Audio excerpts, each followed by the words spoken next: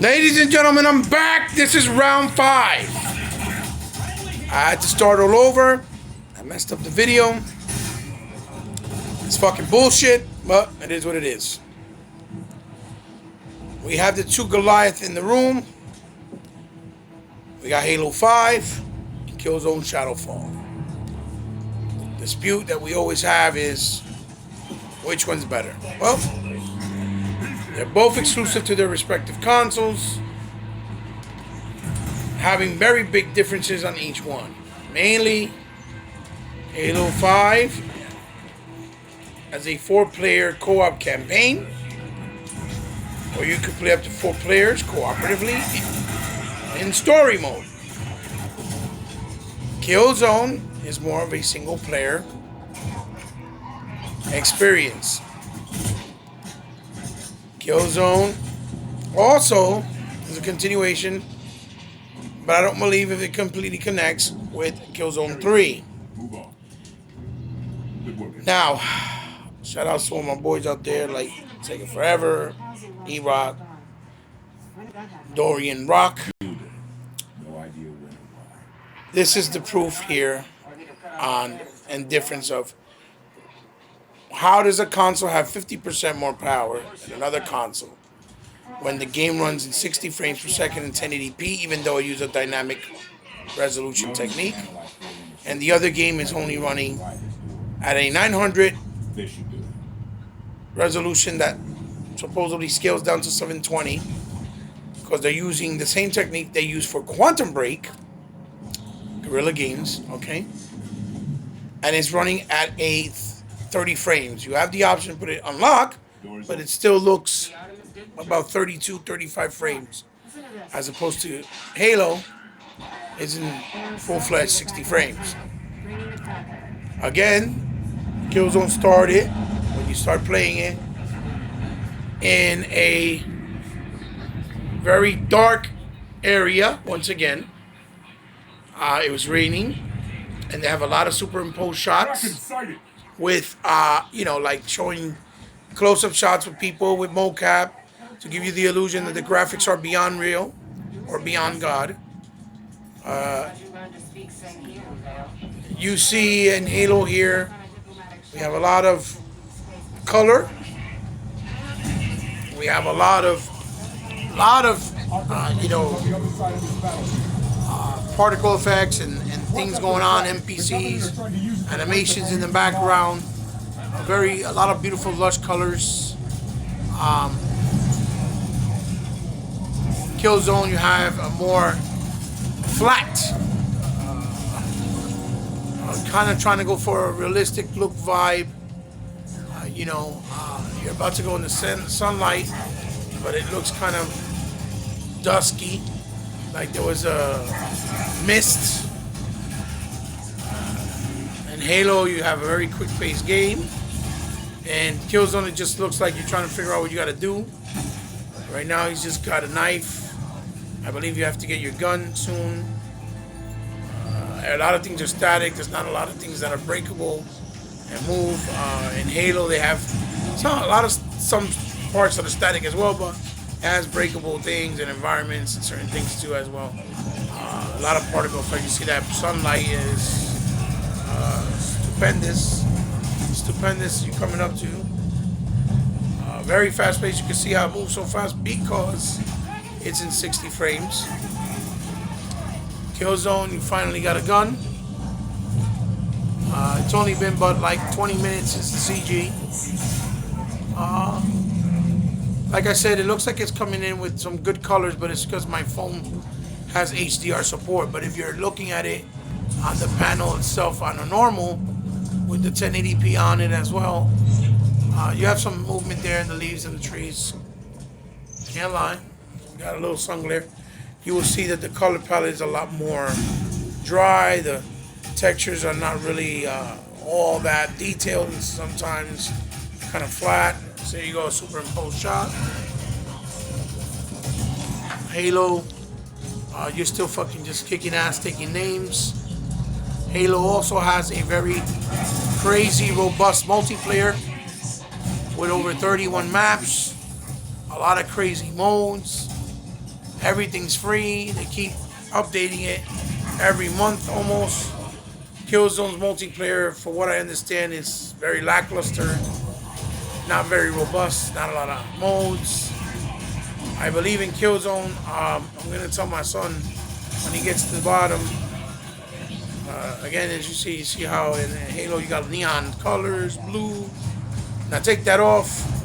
Look at the beautiful shot there. With the sunlight, it's a majestic screenshot right there. In 60 frame in all its glory. And in Killzone, he's just looking at panels to walk through it. Nothing going on. Oh, he slides down. Walks over. It's kind of, it gets a little, unlockable there, or collectible rather. You gotta go downstairs. I'm trying to get him to go to that water. I kind of want him to get to that water, because you can't even jump in the water. You jump in the water, you die. I don't know why. Don't ask me why. And this type of generation should not have that in the game.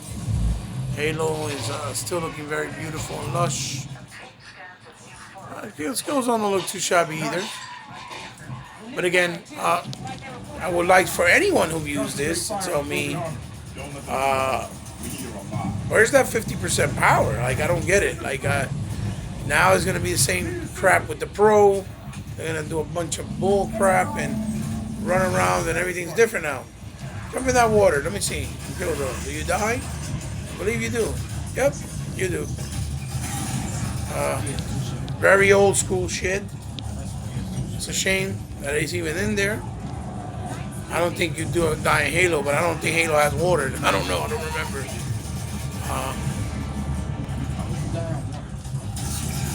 Halo still feels like there's a Michael Bay type action scene going on, while in Killzone you're trying to figure out where to go. More platform heavy, it looks like. He just snapped the guy's neck.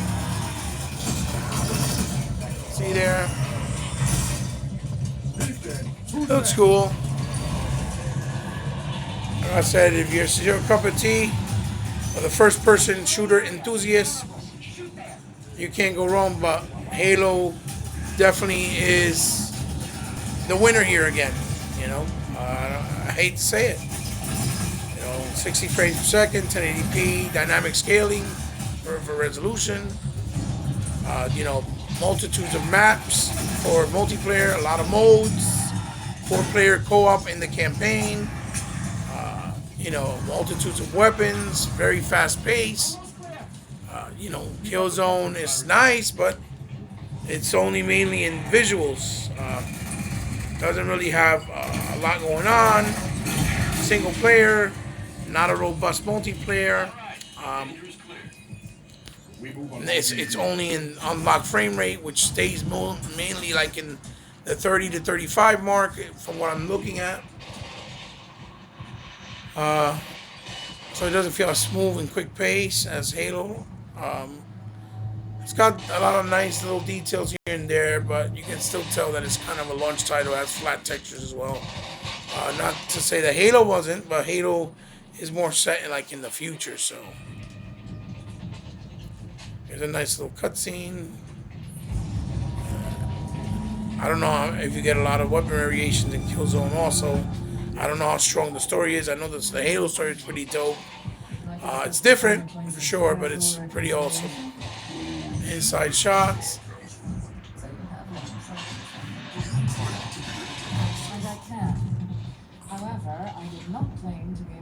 Here you go in Halo. Locking the screws, about to come and tear shit up. And I'm playing that bull crap.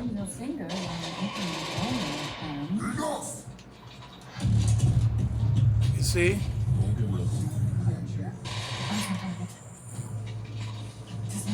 Does not serve my needs. I will tell you that the CGs, I believe, are in 30 frames in Halo. They're not 60. I think in Halo 4 they were, but not in this one. I don't know why they just did it that way. Maybe to make it feel more cinematic, I guess. If I had to take a guess, then people will be like, "Oh no, you're damage controlling." I'm not trying to damage control. I'm just saying. Look at these awesome scenes. These guys don't fuck around. He's huge.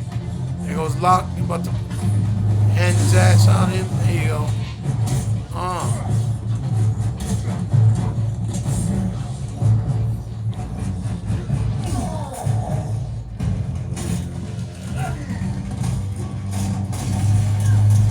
Killzone, we're putting fingers to open up doors right now.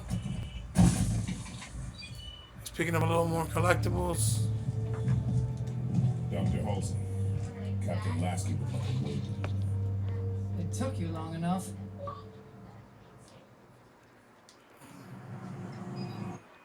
As you can see, Halo's going into. More slowly than Battlefield, Look, Killzone is just. Look around, look around.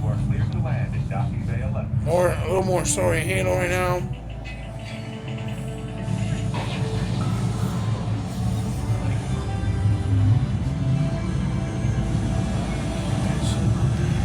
So, I will continue with one more game in this video. So I have to do it all over. But the point I'm trying to point out, like I said before, Halo is a more impressive game than Killzone, even though Killzone does have nice visuals. It's very soft looking, but doesn't have a lot really going on, and it's a single player and not really a more social multiplayer experience like Halo. And Halo feels more of a higher quality. And there you go for your character models. Pretty awesome. Killzone, you're still walking. There's nobody around. Feels like a dead zone. Very industrial-like. There we go. Oh my God, the chief is back. There goes the chief. He's not fucking around. He's filling up his mask. He misses Cortana being behind his mask. And that's kind of what the reference is there on the CG. He's looking for Cortana because he found out she was alive and that she's somewhere around. And if you play Halo 4, you would know why that is. I probably spoiled some stuff there, but who gives a shit? Whoever hasn't played Halo yet, you got a problem. Look at that. Gorgeous scenery and detail. Oh my God. Halo's majestic. I'm sorry. Ponies. I hate to make you feel so uncomfortable. But Killzone's still trying to figure out what he wants to do. I don't know why. I feel like I'm playing Deus Ex right now. It's just walking, looking for stuff, not really no action. Which it shouldn't be that way, but it is what it is. Halo 5 is about to get in round 2 of kicking ass with his team. There goes Tanaka. There goes the chief. Oh my God. Oh my God. Look at those graphics. Oh my God. Look at those graphics. Oh my God. In real time too. These motherfuckers are dodging asteroids. My nigga. Unbelievable. This is unbelievable. Killzone's still looking for papers. Sorry, ladies and gentlemen. It is what it is. Facts. You got a nice little sun glare looking for papers. Nothing going on. This is CG. Killzone, nothing going on. I don't know what it is. I don't know what it is with Sony games that appeal to people, but they are just very slow-paced, boring sometimes, or at times. And nobody can say that I'm being unfair. This is their premier first-person shooter, just like Halo's, Microsoft's first-person shooter. It's no troll, no disrespect. I own them both. I'm gonna play them both, straight through. I already play Halo. I'm gonna play Killzone. It's just I'm pointing out that 50% power theory is just a bunch of horse malarkey. Real-world performance is very different than what you see on paper, and that's how I feel it will be with the Pro. Talking about things against the Xbox S, like with the 4K scaling with the resolution. So I'll be right back. Give me a second. Hopefully I won't mess up another video. Give me a sec. Bear with me. Okay, ladies and gentlemen, I am back. with round 6. I have 2 games respectively on each other's side. We have Max Curse of the Brotherhood for the Xbox One and Knack for PS4. Now, Knack is very different but yet very similar to Max Curse of the Brotherhood. First and foremost, they were both launch titles for the respective consoles. Difference being that Max Curse of the Brotherhood actually came out. Wait a second. I think came out like a week or two, a month after the launch. I want to say it was very close to the launch. Max is a 3D world, 2D side scroller, meaning the graphics look very 3D, very lush environments, almost like a Pixar movie. The same thing like Knack. Same thing like Knack's. But Knack's, or Knack, I'm saying Knack's with an S, excuse me. As you can tell here, it's a little bit more story driven. But the colors are very like bland. It's not really deep or in depth. Like I said, the reason why the colors are coming in maybe a little bit more rich on my videos is because my phone has HDR support because it's a Windows phone. But Knack is in 3D, but it's an action platformer, just like, Max Curse of the Brotherhood. The other big difference is that Max is in 60 frames per second, which is probably not fair because it is a 2D side scroller. But I don't really see the reason why Knack couldn't have been 60 frames because it's a very bland looking game. It doesn't have a lot of detail. It has like one NPC on screen sometimes. It's not very stress heavy on the hardware. These are just CG cutscenes, as you can see. And you see in Max Curse of Brotherhood, the action's already going. You see how the world are all 3D. But it's in 2D. And the other big difference is that Max Curse of the Brotherhood was if you notice I said indie title, it was a $20 title. Or 15. Yeah, I'm not sure. One or the other. I believe it was 20, but it could have been 15. And Knack actually came out as a launch title on the PS4 for a full-fledged $60 price. You see how there's only one NPC on screen. Everything's very flat, not a lot of textures, not a lot of detail, not a lot of heavy things going on. Everything's static. There's not a lot of particle effects, not a lot of lighting, not a lot of shaders. It's one of the better looking games with light or in the daytime for the PlayStation. But I think it's because of all the simplicity in the graphics. As you see here in Max, you have a lot of oranges, you have a lot of yellows, you have blues, purples. It's got a slew of colors. So, my point of this being again is Xbox One has an exclusive in Max that you couldn't get on PlayStation 4 because it's not available PS4. Yeah, you could have played on the 360, but it wouldn't have been 60. It wasn't 60 frames, and it was in 720p. And yes, you can play it on the PC, but this is a console to console comparison and video. Okay, and the whole point is that people try to say that the Xbox One has no quality titles and that it's less powerful, not as impressive, and not as high in performance as the PS4. Which again, I stress to people, this is absolutely not true. From my personal experience, visually, as you're seeing here, and I'm sharing it with you in real time. Okay, you see that Knack is still in the same room, not much going on, as opposed to in Max Curse of the Brotherhood because it's 2D, obviously.